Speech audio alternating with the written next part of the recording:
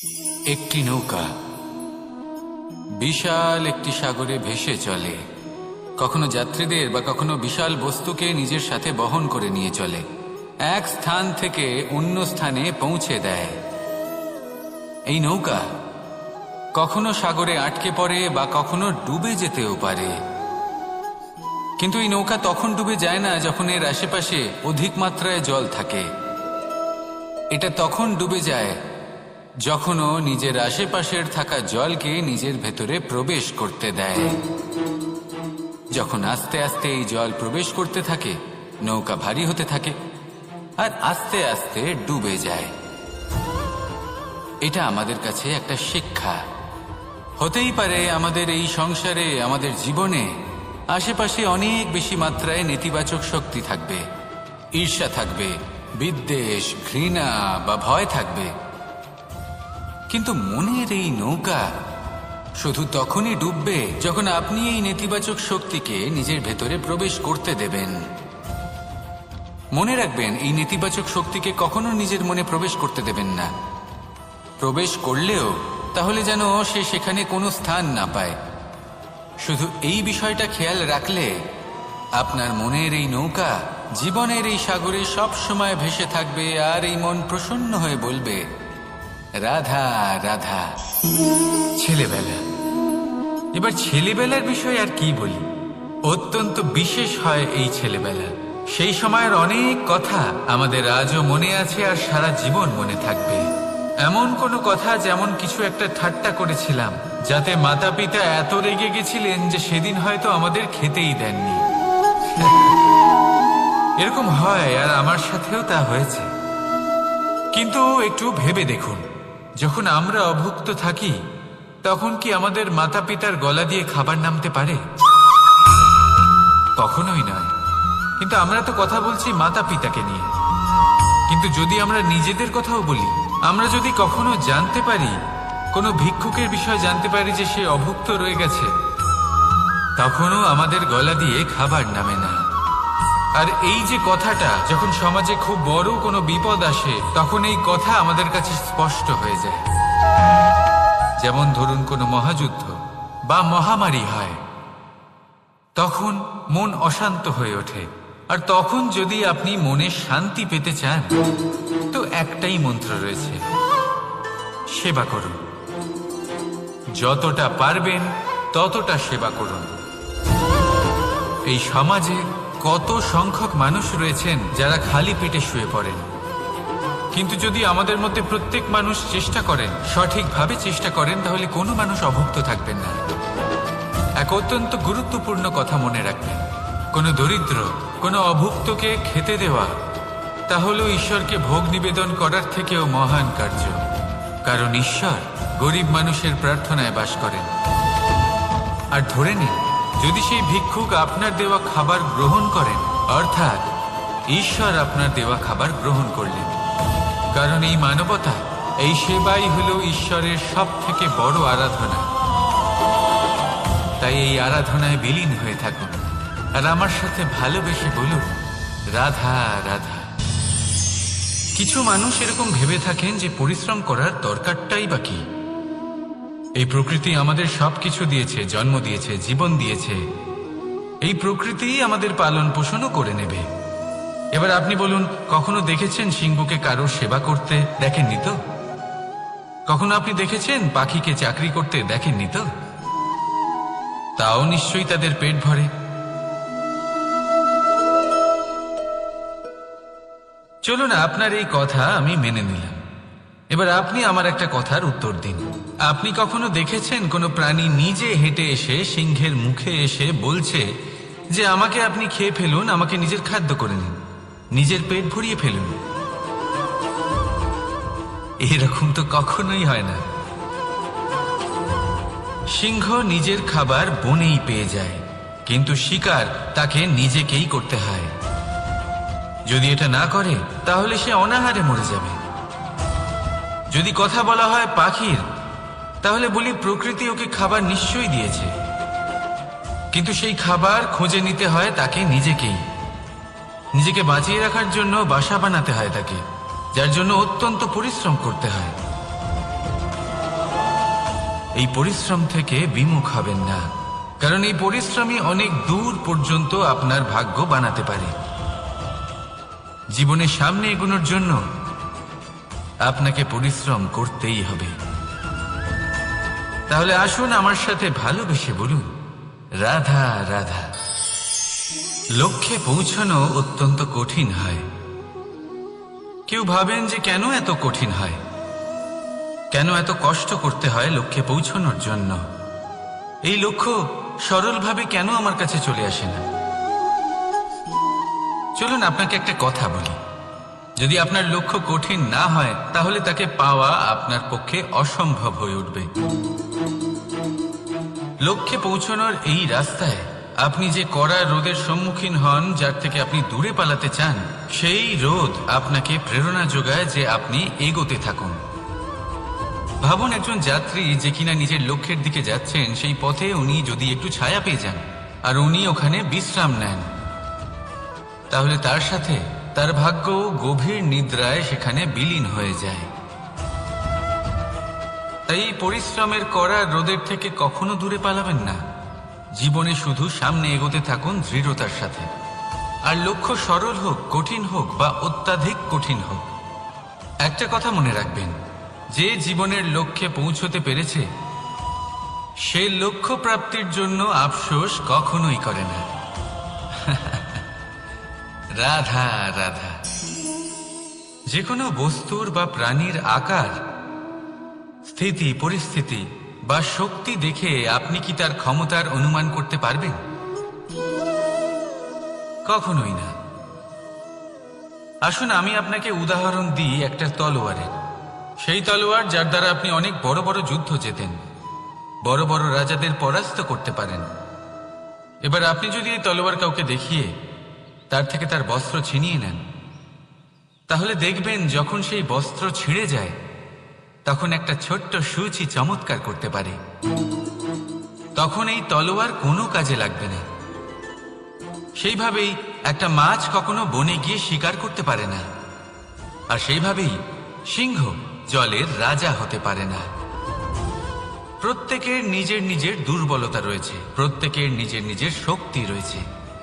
আর এই প্রকৃতি সবাইকে এইভাবেই বানিয়েছে যে প্রত্যেকের মধ্যে কোনো না কোনো বিশেষ গুণ অবশ্যই থাকে। তাই যদি আপনি নিজের মধ্যে বা অন্যদের মধ্যে শুধুই দোষ দেখতে পান, তাহলে একটু উপর থেকে দেখুন। সবার মধ্যে বিশেষ গুণ খুঁজে দেখতে শুরু করুন। আপনি বুঝবেন আপনি নিজেও কত বিশেষ আর অন্যরাও কত বিশেষ। আপনি বুঝবেন এই সংসার, এই প্রকৃতি হলো কতটা বিশেষ। তাহলে আসুন আমার সাথে ভালোবেসে বলুন, রাধা রাধা। প্রেম। সমগ্র ব্রহ্মাণ্ডে সব থেকে কঠিন যাত্রা প্রেমেরই হয়, আর হবে নাই বা কেন? যা সমগ্র সংসারে শক্তিরূপে বয়ে চলেছে, সেই পথে যাত্রা সহজ কিভাবে হতে পারে? এবার এই যাত্রা শুধুমাত্র নায়ক বা নায়িকার মধ্যেই হয় না। এই যাত্রার মধ্যে দিয়ে সবাইকেই যেতে হয় যারা ভালোবাসেন। সেই মানুষকে ধাক্কা খেতে হয়, বাধা বিপত্তির সম্মুখীন হতে হয়, কাঁটা সহ্য করতে হয়, আর এটাই হয়ে থাকে।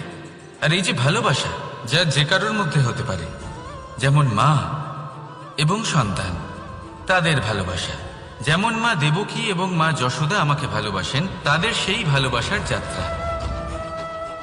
যেমন রাধা, রুক্মিণী, এদের ভালোবাসার যাত্রা। যেমন দুই পুরুষের মধ্যে বন্ধুত্বের ভালোবাসার যাত্রা। যেমন সুদামা। আপনাকে ভালোবাসার বিষয়ে একটা অত্যন্ত গুরুত্বপূর্ণ কথা বলে দিই। ভালোবাসা প্রথমে আপনাকে নিজের নৌকায় পরখ করে নেয়, তারপর প্রেমের যাত্রা পথে আপনাকে কষ্ট দেয়, তারপরে লক্ষ্যে আপনাকে পৌঁছে দেয়। এবার একজন সখার তার সখার সাথে ভালোবাসার এই যাত্রা শুরু হতে চলেছে। রাধা রাধা। বিনম্রতা। এই সংসারে অনেক সময় বিনম্র হওয়াকে মাথা নত করা ভেবে ফেলা হয়। আপনি অনেকবার মানুষকে এটা বলতে শুনে থাকবেন যে আমি কখনো কারোর সামনে মাথা নত করি না, কখনো নত হই না, আমি ভেঙে যাব, কিন্তু কারোর সামনে নিচু হব না। এবার দেখুন, এই সমস্ত কথা মনের মধ্যে অহংকার উৎপন্ন করে। অহংকার মানুষকে তার পতনের দিকে নিয়ে যায়। একটা গুরুত্বপূর্ণ কথা বুঝে নিন, কারোর সামনে বিনীত হবার মানে এটা নয় যে সামনের মানুষ আপনার থেকে বেশি প্রভাবশালী বা তা হয়ে উঠছেন। এটার মানে এটাও নয় যে আপনি হেরে গেছেন বা হার স্বীকার করে নিচ্ছেন। বুঝে নিন, বেশিরভাগ সময় বিনীত তিনিই থাকেন যিনি আপনার থেকে উঁচু স্থানে আছেন। তাই আপনাকে সেভাবেই কথা বলতে হয়। কারোর সামনে বিনীত হলে, নিচু হলে আপনার স্থান ছোট হয়ে যায় না, কিন্তু আপনার সামনের ব্যক্তির মনে আপনার জন্য সম্মান আর ভালোবাসা অবশ্যই বাড়ে। আপনার অস্তিত্ব বিশাল হয়ে ওঠে। তাহলে নির্বাচন হলো আপনার। কি চয়ন করবেন? বিনম্রতা নাকি অহংকার? রাধা রাধা।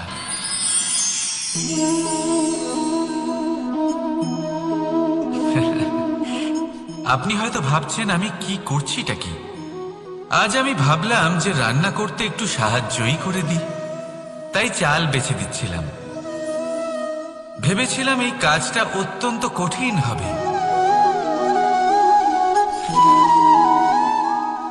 না, সহস্র ভালো চালের মধ্যে থেকে দুটো কাকড় বাছা শুধুমাত্র অভ্যেসের ব্যাপার।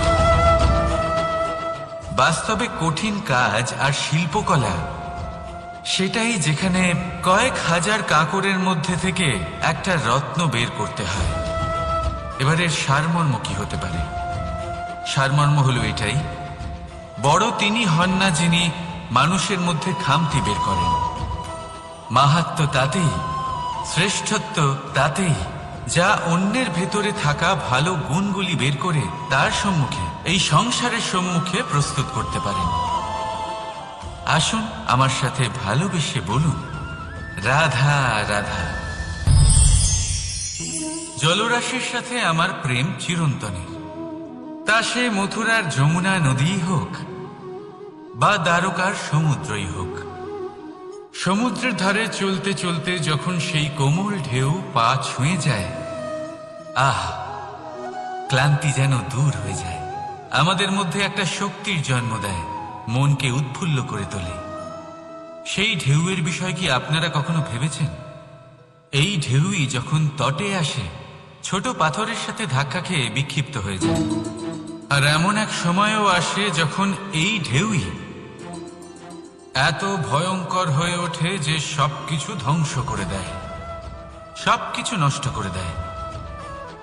এর রয়েছে একটা অত্যন্ত গুরুত্বপূর্ণ শিক্ষা রয়েছে, যে কখনো কাউকে দুর্বল মনে করবেন না, কখনো না। কারণ এই দুর্বলতা যখন তার প্রকৃত শক্তির রূপ দেখায়, প্রবল বিনাশ সৃষ্টি করে। তাই কারোর বিনম্রতার, কারোর কোমলতার সর্বদা সম্মান করতে শিখুন।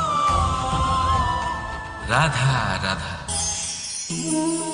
লক্ষ্য, পথ আর সাফল্য, এই তিনটেই একে অপরের সাথে জড়িত, কিন্তু অনেকবার মানুষ এদের ঠিকভাবে বুঝতে পারেন না। তারা ভাবেন যে যেরকম লক্ষ্য হবে সেরকমই পথ হবে। সেই মতোই লক্ষ্য কঠিন হলে পথ কঠিন হবে, লক্ষ্য সরল হলে পথও সরল হবে।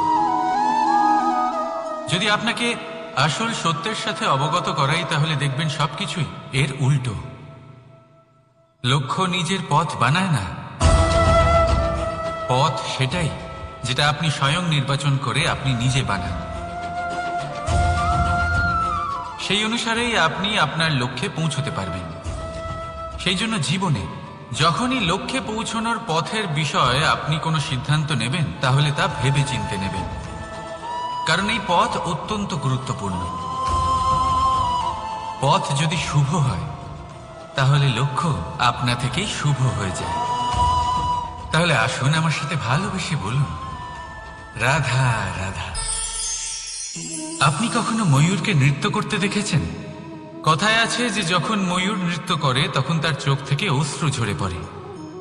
সেখানেই অন্যদিকে আছে হাঁস। কথায় আছে যে এরা নাকি মৃত্যুর সময়ও কলরব করে। অর্থাৎ গান গায়। হয়তো সেই জন্যই মুক্তোর দানা হাঁস খুঁজে পায়, ময়ূর পায় না। এর একটাই সারমর্ম, জীবনে আপনি যে কাজই করুন, সে বড় হোক বা ছোট, প্রসন্নতার সাথে করুন। মনে কোনো তিক্ততা নিয়ে করবেন না, তাকে কষ্ট দিয়ে করবেন না। যদি এই বিষয়ে আপনাকে কোনো উদাহরণ দিই, তাহলে বলি একজন চিত্রকারকে দেখুন।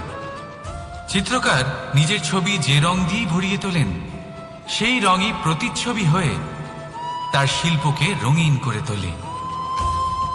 তাই মনে রাখবেন, প্রসন্নতার সাথে যে কাজই করবেন তা অত্যন্ত ভালো হবে।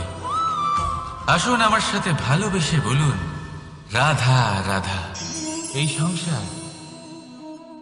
এই সংসারের অন্তের, এর বিনাশের প্রারম্ভ কিভাবে হয়? কোনো যোগের মাধ্যমে, কোনো ভয়ানক অসুরের আগমনে, নাকি প্রকৃতির রাগের কারণে? না, এই সংসারের বিনাশের প্রারম্ভ হয় আমি থেকে। এই আমি, এই তুমি, এটা আমি করেছি, ওটা তুমি করেছো, এটা আমার, ওটা তোমার, আদি ইত্যাদি। এই ভাব যখন মনে বাসা বেঁধে নেয়, সর্বপ্রথম ঘর ভাগ হয়, তারপর বসতি, তারপর প্রাণ, আর তারপর দেশ, আর সবার শেষে সমস্ত সংসার ভাগ হয়ে যায়। আর এই ভাগ হয়ে যাওয়া শেষে মনোমালিন্যে পরিণত হয়।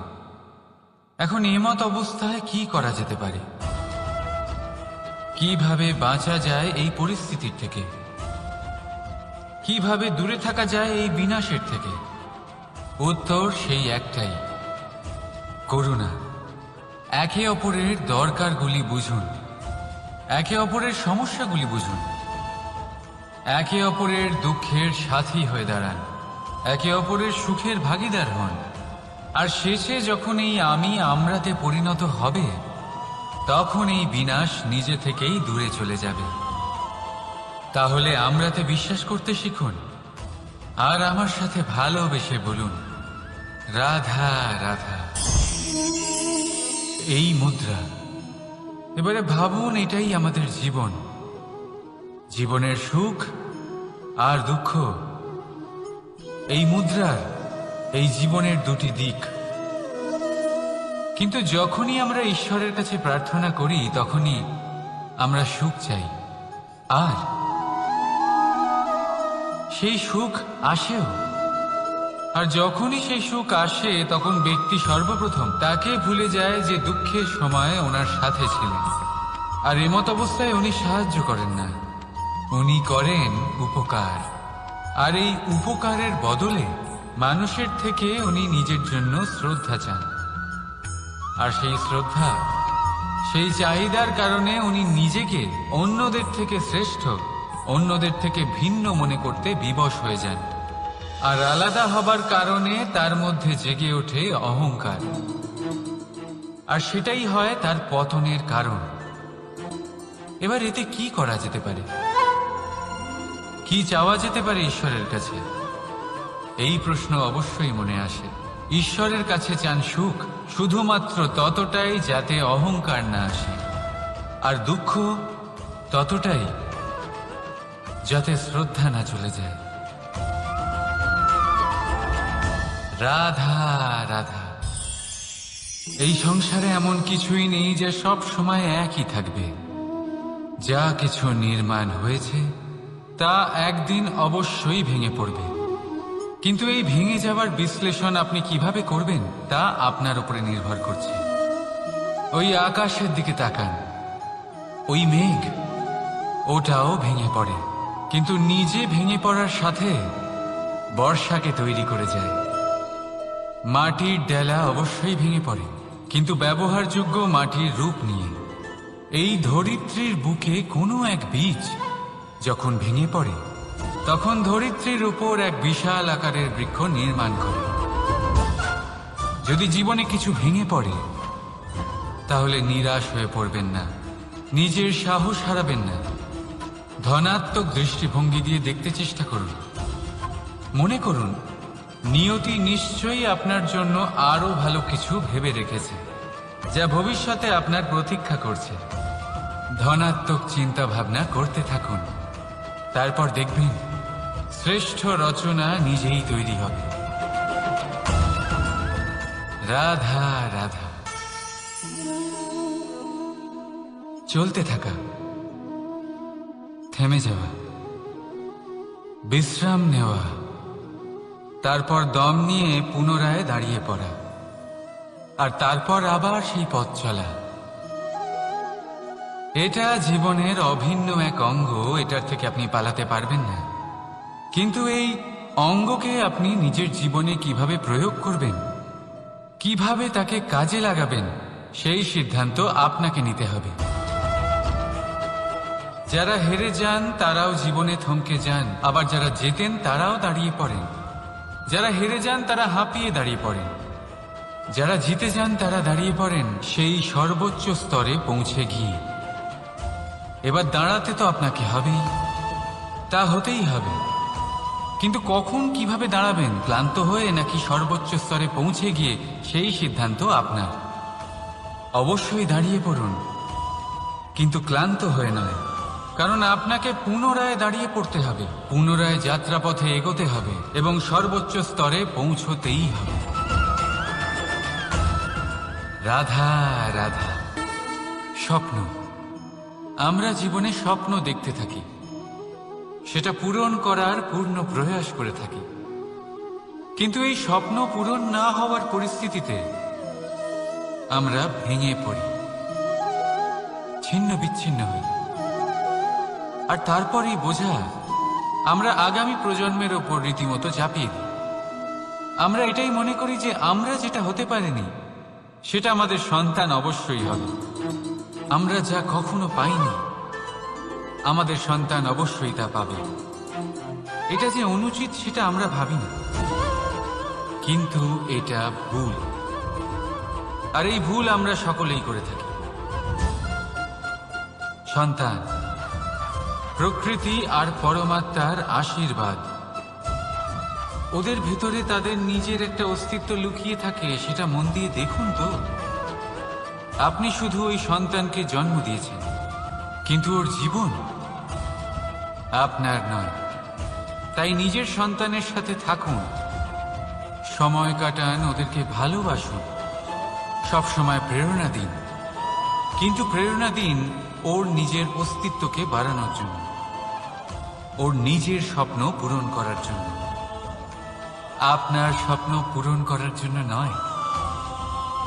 ওদের অস্তিত্বকে পূর্ণাঙ্গে বৃদ্ধি পেতে দিন। রাধা রাধা। এই পুকুর দেখছেন আপনি? পুকুরের জল কখনো প্রবাহিত হয় না, একই স্থানে জমে থাকে, আর সেই কারণে কিছুদিন পর ময়লা হতে শুরু করে। কিন্তু তাও আমরা একে ত্যাগ করি না, আমরা তবুও একে পুজো করি। শুধুমাত্র এই কারণে নয় যে অতীতে সে আমাদের তৃষ্ণা মিটিয়েছে, কিন্তু এই কারণেও যে যদিও বা সে ভবিষ্যতে আমাদের তৃষ্ণা না মেটায়, কিন্তু প্রয়োজন হলে আগুন অবশ্যই নেভাতে পারে। ঠিক সেই রকমই হয় আমাদের সম্পর্ক, সম্পর্ক যা আমরা বহু বছর পরিশ্রম করে তৈরি করি, যে দরকার পড়লে আমাদের সহায়ক হয় কোনো না কোনোভাবে। সেই জন্য সম্মান করতে শিখুন এই সম্পর্কগুলিকে, শিখুন এই সম্পর্কগুলিকে অটুট রাখতে। কথায় কথায় এই সম্পর্কগুলিকে ভেঙে দিতে শিখবেন না। রাধা রাধা। বিষ, এই শব্দটা শুনলেই মনে অনেক কল্পনা জন্ম নেয়। কল্পনা অসহ্যকর তিক্ততার, কল্পনা অত্যন্ত বেদনাদায়ক মৃত্যু। এবার যদি আপনাকে জিজ্ঞেস করা হয় যে সবচেয়ে বিষাক্ত বিষ কোনটা, তাহলে আপনি কি বলবেন? কেউ বলবে সর্পের বিষ, কেউ বলবে কাঁকড়া বিছের, কেউ বলবে কালকেউটের বিষ। কিন্তু না, এই সমস্ত রকম বিষ সেই বিষের সামনে টিকতে পারবে না, যাকে আমরা বলে থাকি কানের মধ্যে ঢালা বিষ। শুনতে অত্যন্ত মিষ্টি, কিন্তু তিক্ততায় অত্যন্ত বিষাক্ত। পেটের মধ্যে যাওয়া এই বিষ শুধুমাত্র একটি মানুষের মৃত্যুর কারণ হয়, কেবল একটি। কিন্তু কানের মধ্যে ঢালা এই বিষ একাধিক সম্পর্কের নাশ করতে পারে। আর এটাতে সেই ব্যক্তির ভুল নেই যে আপনার কানে বিষ ভরেছে, আপনি তাকে দোষ দিতে পারেন না। এখানে দোষ আপনার নিজের, যে এই বিষকে আপনি নিজের উপরে প্রভাব ফেলতে দিয়েছেন। এই বিষকে সুযোগ দিয়েছেন আপনার ক্ষতি করতে, এটা আপনার ভুল। সেই জন্য কুমন্ত্রণায় কখনো কান দেবেন না। আপনার মনে ভালোবাসার দৃঢ়তা জাগিয়ে তুলুন আর নষ্ট করে দিন এই সংসারের সমস্ত বিষের প্রভাব। রাধা রাধা। জীবন, আমাদের এই জীবন, সুখ আর দুঃখ, এই দুইয়ের মিশ্রণ। এদের সংমিশ্রণই জীবনের ভারসাম্য বজায় রাখে। এখন এই সুখ, সুখ এমন এক বস্তু যাকে সবাই খুঁজে চলেছে। দুঃখ এমন এক অনুভূতি যা সবার কাছে আছে। আমাদের প্রত্যেকের জীবনে সুখ আর দুঃখ আসতে থাকবে আর যেতেও থাকবে, এটা অবশ্যই জীবনে থাকবে। কিন্তু সফলতা, এটা সবার জীবনে আসে না। কেন? কারণ এই সফলতা সুখ আর দুঃখের দ্বারা প্রাপ্ত হয় না। সফলতা প্রাপ্ত হয় নিজের উপরে বিশ্বাস করতে থাকুন। আকাশের ওই সূর্যকে দেখুন, সূর্যের বিশ্বাস আছে নিজের উপর যে সে সমস্ত জগৎকে আলোকিত করতে পারবে। নিজের প্রথম রশ্মি দিয়ে অন্ধকারকে দূর করতে পারবে। সূর্য এই বিশ্বাস নিয়েই আসে, আর কিছুক্ষণের মধ্যেই সমস্ত সংসার থেকে অন্ধকারকে বিনাশ করে ফেলে সে। তাহলে মনে রাখবেন, এই সুখের আভাস, এই দুঃখের অনুভূতি আসতেও থাকবে আর যেতেও থাকবে। শুধু নিজের উপরে বিশ্বাস রাখুন, তারপর দেখবেন এই সফলতা আপনার দাস হয়ে থাকবে। রাধা রাধা। চাঁদ কত শ্রেয়, শুভ্র, কত সুন্দর। কিন্তু যদি আপনি মনোযোগ সহকারে দেখেন তাহলে দেখবেন এই চাঁদেও দাগ আছে। আর এই দাগগুলি থাকার কারণে কি এই চাঁদের মাহাত্ম্য কখনো কমে যায়? কখনো নয়।